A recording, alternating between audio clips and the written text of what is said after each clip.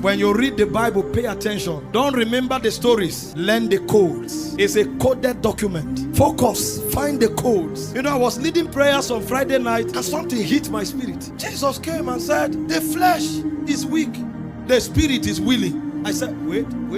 Lord, you too had a challenge of flesh? How come you were sinless? I thought only we had issues with flesh. What do you mean? The spirit is willing, the flesh. So nobody can give an excuse that flesh was what made me fall. And then he gave us a code. He said, pray that you fall not into temptation. I say, hold it. Are you trying to say every temptation I fell into because I chose to? So prayer is not just to talk to God. Prayer is to put flesh in check. Prayer is to make you rise above temptation. So the Christian walk is possible to be perfect. Anybody and everybody can live above temptation.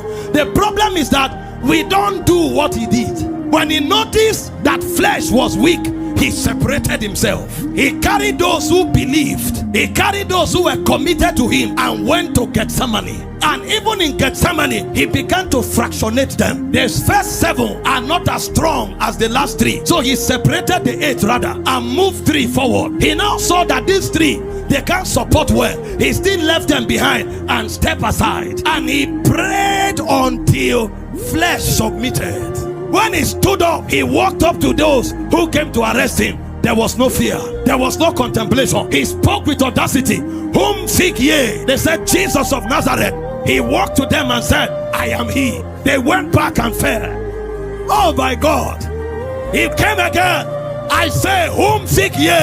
They said, Jesus of Nazareth. I told you already, I am he. They went, my God, my God, my God. Pakato. You know what that means? Every temptation you overcome, new levels are added, greater measures are released, greater dimensions are released. The book is coded. The book. I speak over someone. Every word you came here with, you are leaving them behind.